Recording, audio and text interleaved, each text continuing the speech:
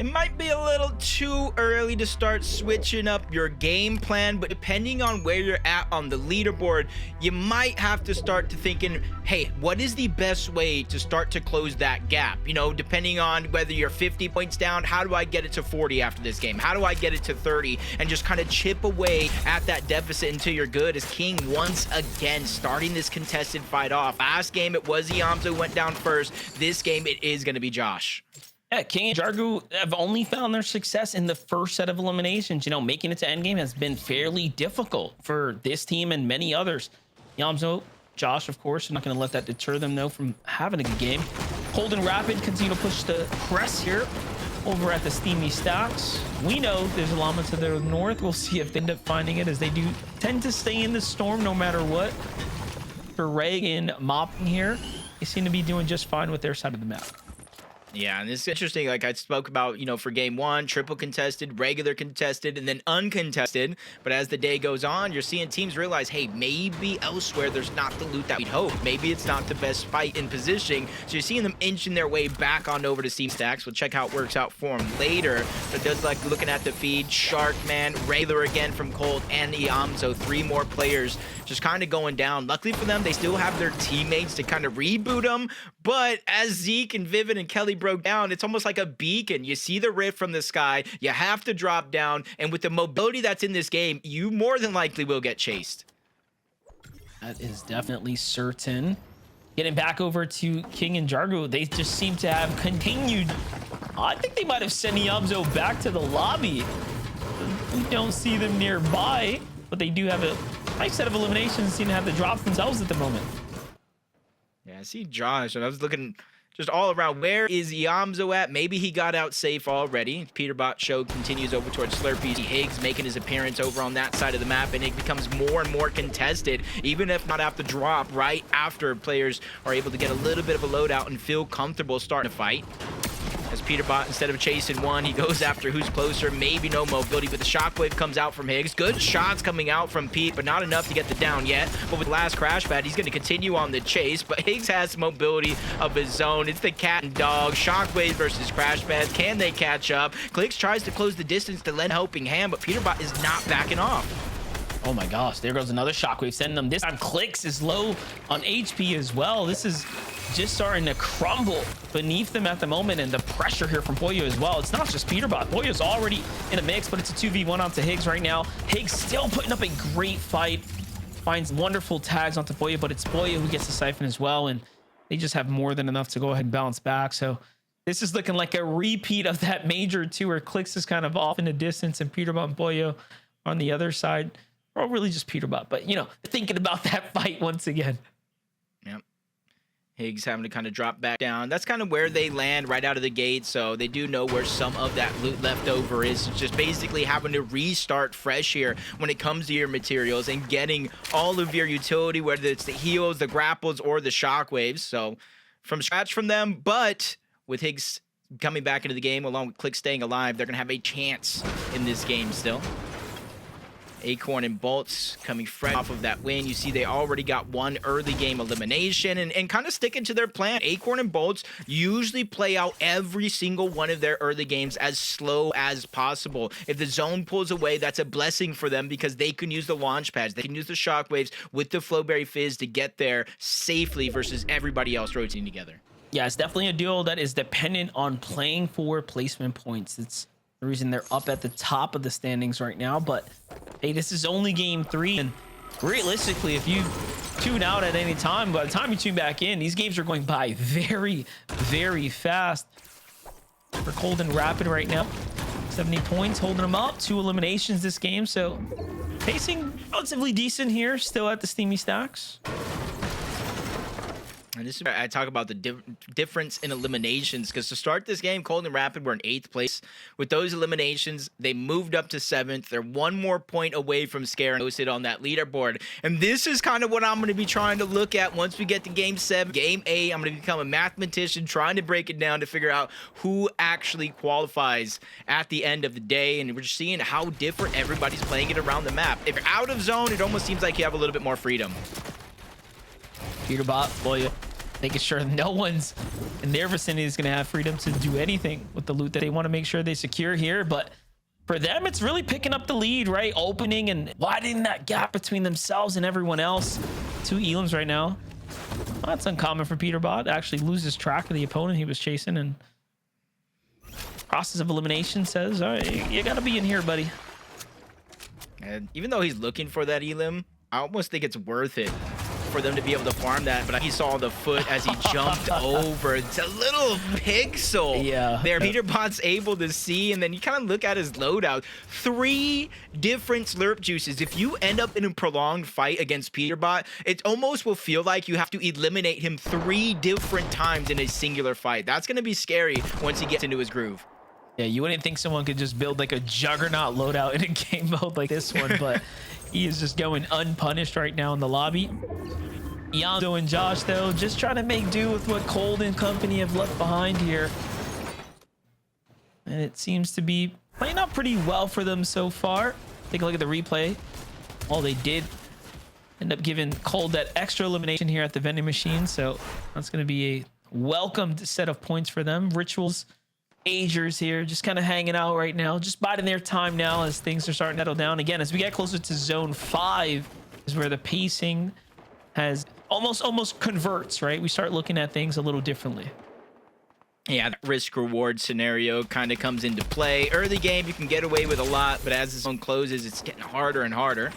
As Vlex gets taken out, Ritual and Agers kind of triangulate that position to get one less player off their side of the map. But just judging by the fall and loot, it almost seems like he was fresh rebooted right out of the sky. Light is staying alive, so even though they may not know exactly where Light is positioned, they know he's just right there somewhere as Vlex continues to spawn. You see in the rift open up, and it's not just Ritual and Agers he has to worry about, it's so many other teams. Yeah, this is it's like the guy just, you know, walking down the street, whistling, you know, hey, we look over there, there's someone. Yep, exactly. Your spot's just getting given up. Either way, PeterBot Pollo back to it at the Slurpee Song. Another team moving on in to their general location. A marker comes out, so Pollo's getting a bit of a fight here, potentially. See if PeterBot manages to jump out and meet him there. That clicks. I think it's 𝐒𝐷𝐬 and 𝐒𝐔𝐁𝐒 again. Yeah, they do land nearby. We already saw them. Because it's uncontested by PeterBot and Pollo, not only them, but other teams as well want to steal away some of that loot. It's 𝐒𝐷𝐬. You saw him kind of get farmed out of the sky a little bit. Luckily for him, he is able to drop. You see in the med kit, that's going to be much needed. The vending machine, he cashes in on some of that gold. He realizes, hey, we might need to take our time. We might need to find a little bit more for our loadout, the materials that we're missing. So I like the play, you know, not getting down on themselves and not making any desperate purchases this early into game 3.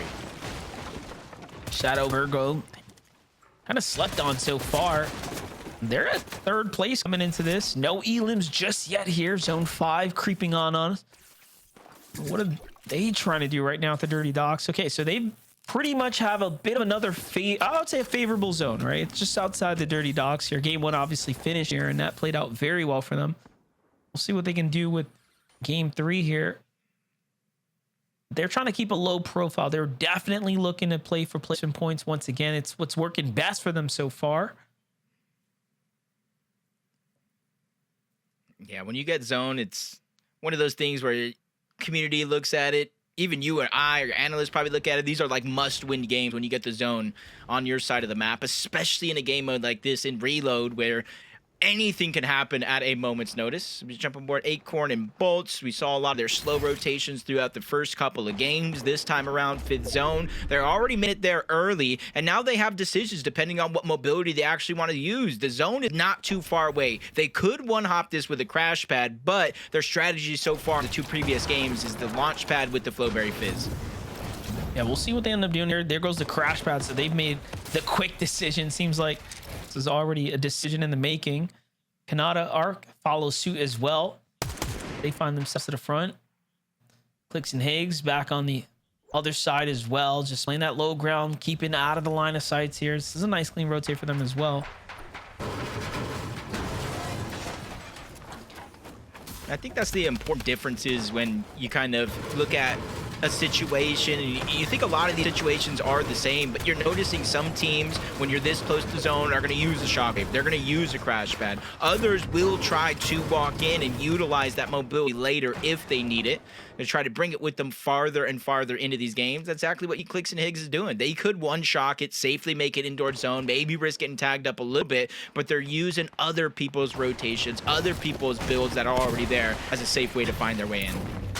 Yeah, I do like that. I didn't even think that was going to be an option at that point, but good comms and good calls by them put themselves in a stronger position, and it doesn't cost them any materials, so definitely favorable. And here we have it, zone 6 now, starting to work its way and progress through. 𝐭𝐡𝐢𝐬 are completely farming out this building, turning it inside and out, trying to just get back in the game. Notice that, you know, their material count is not the hottest here, considering we're right into the end, but still, things could be a lot worse for them. Yeah, and kind of take note about 𝐼𝐸 and his kind of rise to the scene last year, winning one major, close to winning a next with 𝐒𝐷𝐄 in school on NA West. He goes into the global championship. You see him on Aussie stream 1v1ing and dominating almost everybody. I think this is his first actual big final on the Central with 𝐭𝐡𝐢𝐬, trying to show that, hey, you took the chance in me, I'm really going to make it worth it. And while other people took chances, Paper's doing the same thing. 𝐒𝐷𝐻𝐈, a relatively newer player to the scene, and honestly, looking through heats, it was looking very bleak for them, almost not qualifying. But game 8 of their heats, they not only qualified, but it came away of a victory royale monster, showing that they do have the blueprint already. Yeah, definitely. I mean, it's just those small moments of greatness that give you hope, right? Especially in your duo. You guys are new. You got to work a lot out. A lot of these teams have known each other for long periods of times, right? They're friends, but when you have someone like 𝐒𝐷𝐻𝐈, let's just say it's maybe a little bit more new to community, there's a lot to be desired there and lots to work on. So we'll see what they can keep doing as they find their moments. But Boltz and 𝐴corn, very much consistent duo here. They seem to have figured things out. We talked about synergy amongst duos, you know, this is not a team we've seen play with one another in the last couple of years. So we'll see how that ends up continuing to develop through. We jump on over to PeterBot and Pollo. Back like they never left. We've used that phrase so many times as we start to look at how this team manages to perform time in and time out. Yep, already 3 eliminations. Seeing the Flowberry Fizz again, they're just kind of making sure they have a diverse amount of mobility, from shockwaves, crash pads, and you know as well as I do, the Flowberry Fizz has that utility, the low grab effect. You kind of jump around even without actual mobility items to try to close distances. As 𝐒𝐿𝐷𝐻𝐈 kind of peek through, waiting for the next zone. As it does pop, it pulls all the way towards the south. It's not a max pull for 𝐒𝐿𝐷𝐻𝐈 by any means, but they still have a few teams in front of them on this rotation that they have to watch out. Yeah, definitely got to continue to keep their eyes peeled here as we start to take a panning look at what's going on right now. Everyone's kind of hanging out. 𝐴corn's team going for the Medmis deep in the zone right there, just trying to buy themselves some time before they make a big rotate and possibly cost themselves anything. Shockwaves, of course, this is the time to use them. Join Agers on their way possibly to high ground, but no, they just opt to give that one up. So notice that's what really good teams will do. Most of them will decide, not a shot, I'm playing high ground first. Not in this lobby, not in this type of course, mobility meta with the shockwaves that play. Yeah, we know 𝐴corn and Boltz have that launch pad. I knew I saw somebody fly by at the corner of my screen, and I was thinking, was that 𝐴corn and Boltz? Then I saw them down below. Somebody is stealing the strategies, the bag of tricks. It's cold and rapid this time around, using that launch pad to try to go ahead and dodge everything that happens down below. But notice where Rapid landed. He didn't go down below. He's trying to hold as much high ground as possible. His curve goes down to PeterBot. Him and Pollo make quick work of him and get that refresh that they need to keep themselves strong. Yeah, here it is. One more team falls here shortly, and that'll be placement points earned to the lobby. Very crucial moments coming up ahead. And notice, even though no one was on high ground, Cold and Rapid seem to have learned their lesson. They're like, all right, we're just boxing up, man. We're not going to be doing anything too risky, not just yet. 𝐒𝐿𝐷𝐻𝐈, on the other hand, have to play for some elims here. This is a game where they have essentially done it out on earning points so far, but we are, again, in this final stretch here. PeterBot says, you know what? You don't want it. I do. He goes straight to the top. King and 𝐷𝐷𝐻𝐈 try to get themselves out of that render distance. Like we continue to talk about, teams will do that. And look, they're gone, but not for long. What goes up must come down. And they're forced early descent. Yeah, and I like the awareness, knowing the difference between the launch pads and the shockwaves, knowing they don't need to protect themselves. Cold and Rapid, they're almost non-existent. They're stuck in that mess that is down below. 𝐭𝐲𝐬 and 𝐼𝐁 continue to drop down layers. They don't want to become that focus of the high ground. We've seen it game after game after game. Whoever's at second height usually is the threat, and they get all of that pressure. So for 𝐭𝐲𝐬 and 𝐼𝐁, they're just trying to fall underneath the radar. They get to the front side of the zone, but look how stacked it is. Everybody's being displaced, including Lawrence that goes down to both. A much-needed elimination because you look at taking those ticks to the zone that no longer matter because he gets the HP and ends up with a whole nother box. I don't know if that was 𝐼𝐁 or 𝐭𝐲𝐬, but they almost got sent packing. This is crazy. Boats is just scrambling right there. He's like, I don't even know if this is my med miss. We gotta go. And he is burning through those shockwaves just to stay in the game like any exceptional player would. 𝐿𝐷𝐿 and 𝐒𝐔𝐁, though, fall before they even get to find their footing to the hands of 𝐒𝐺ers there. Up and over to Jason Oliveira. Low ground here on the side of the mountain. This is a desperate spot to be in. They got to work their way out. PeterBot Pollo just opting to stay up top. No one contesting them at all as we jump down to low ground. A complete different scenario at hand here. 𝐒𝐺ers and Ritual are comfortable, and they have 7 Elans there, Jacob.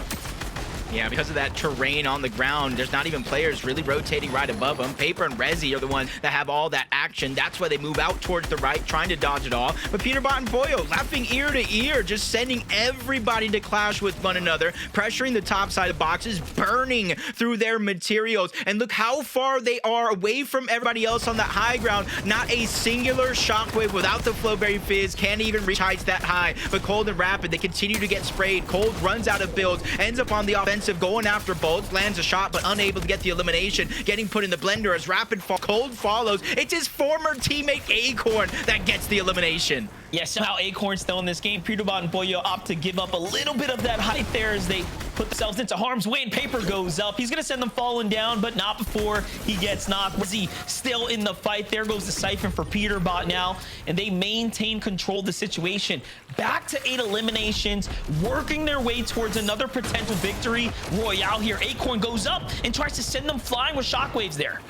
Yeah, that was a good play for 𝐒𝐁, but they saw that one coming from a mile away. And luckily for him as well, is he's elevated. He's not on that ultimate low ground while all this is going down. PeterBot drops and uses the first slurp, gets into the mist grenade, drops Pollo the other slurp, and goes right back on towards zone, realizing, hey, I have to disrupt everything that's going down on the inside. Ritual goes down to zone itself. PeterBot still flopping around, gets the elimination on 𝐒𝐺ers. That's going to be a wipe, but it comes at a cost. Pollo goes down. Now it's a 1v1 PeterBot versus 𝐒𝐁, and he gets dropped from above. No chance at survival as PeterBot clutches up his second game of the day. I'm not gonna lie, I thought 𝐒𝐁 was gonna have a little bit more of a fighting chance, but the limited mats and the low HP turns the tide in PeterBot favors. They win another game here today. The third game is now complete there. Zeke, what do you think about that one?